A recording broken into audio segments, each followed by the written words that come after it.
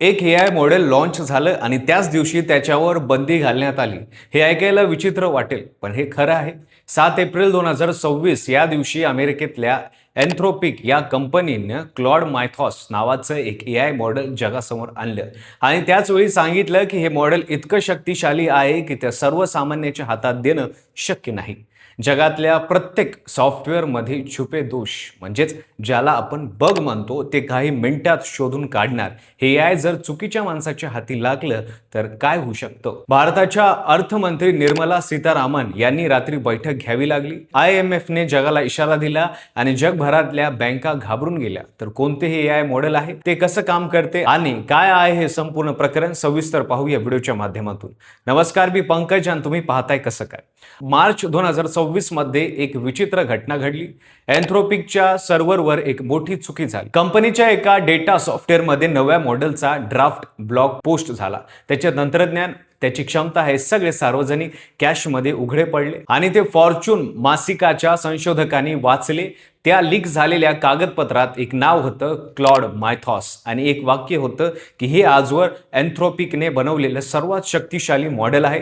मायथॉस म्हणजे ग्रीक भाषेत एक अशी संकल्पना जी संपूर्ण वास्तवाची समज बदलून टाकू शकते. हे मॉडेल एन्थ्रोपिकच्या इतर मॉडेलपेक्षा वेगळ्या कॅटेगरीत होतं. ओपस हे आतापर्यंत सर्वात पॉवरफुल मॉडेल समजलं जात होतं, पण मायथॉस हे त्याच्याही पुढचं एक नवीन पाऊल होतं. कोडिंग, रिझनिंग आणि सायबर सिक्युरिटीमध्ये त्याचं बेंचमार्क स्कोर इतर सगळ्यांना मागे टाकत होतं. 7 एप्रिल एन्थ्रोपिकने अधिकृत घोषणा केली, क्लॉड मायथॉस प्रीव्हची लॉन्च होत आहे, पण सर्वांसाठी नाही. आणि त्याचवेळी प्रोजेक्ट ग्लासस्विंग नावाची एक योजना जाहीर केली. यामागचं कारण म्हणजे मायथॉसने जे केलं ते थक्क करणार होतं.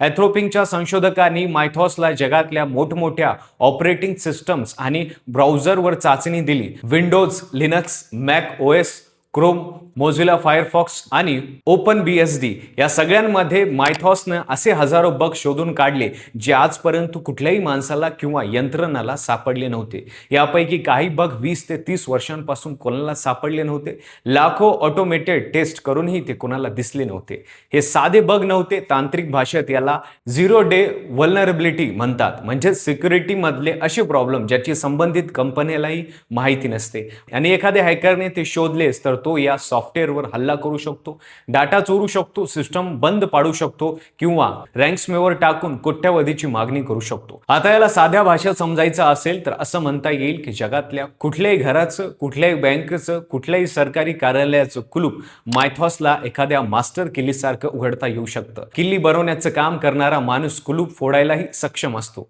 हीच खरी भीती आहे. मायथॉसची ही ताकद ओळखूनच एन्थ्रोपिकने ते सर्वसामान्यांसाठी खुलं न करण्याचा निर्णय घेतला. प्रोजेक्ट ग्लासस्विंग अंतर्गत फक्त काही मोजक्या कंपन्यांना याचा प्रवेश देता आला.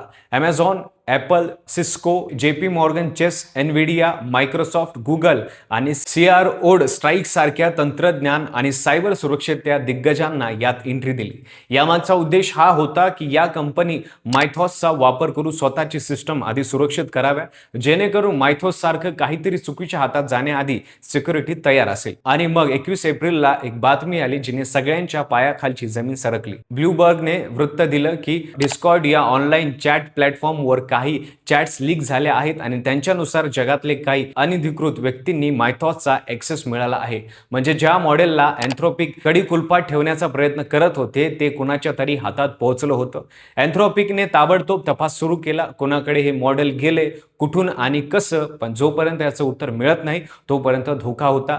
जागतिक नाणेनिधी म्हणजे IMFच्या प्रामुख्याने लगेच जगाला इशारा दिला की AIच्या या नव्या पिढीमुळे जागतिक आर्थिक यंत्रणा धोक्यात येऊ शकते. त्याने सांगितलं की यासाठी जगातल्या सगळ्या देशांनी आतापासून सज्ज व्हायला हवं.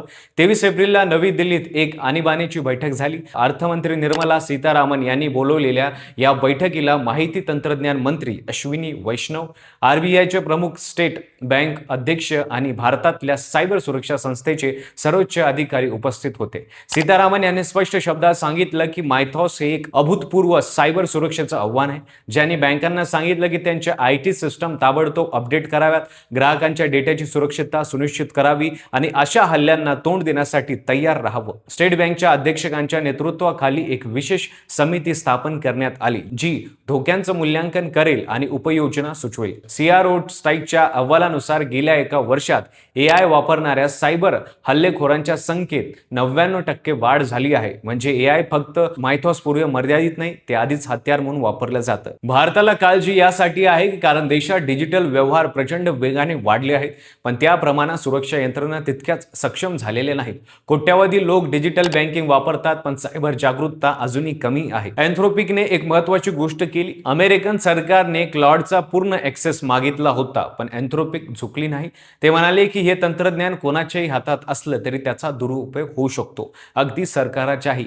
या निर्णयाने हे तरी दिसलं की तंत्रज्ञान निर्मात्यांमध्ये थोडीफार जबाबदारीची भावना अजून जिवंत आहे. मायथोसची गोष्ट आपल्याला एक मूलभूत प्रश्न विचारायला भाग पाडते. चाकापासून विमानापर्यंतचा प्रवास माणसाने हजारो वर्षात केला, पण आता AI आपल्याला एकाच वेळी अनेक युगे पुढे नेतंय. प्रश्न हा नाही की तंत्रज्ञान शक्तिशाली आहे का, प्रश्न हा आहे की जे लोक वापरणार आहेत ते जबाबदार आहे का. AI चांगल्याच्या हाती राहिलं तर ते जगाचं सर्वात मोठं रक्षण कवच होऊ शकतं, आणि चुकीच्या हाती पडलं तर ते जगाचं सर्वात मोठं शस्त्र बनू शकतं. मायथॉस आता कुणाच्या हातात असेल आणि ते चुकीच्या हाती गेलं तर त्याचे आपल्या देशावर काय परिणाम होतील, तुम्हाला काय वाटतं ते कमेंटमध्ये नक्की सांगा. व्हिडिओ आवडला असेल तर लाईक करा, चॅनलवर नवीन असाल तर चॅनल सबस्क्राईब करायला विसरू नका आणि पाहत राहा फक्त कसं.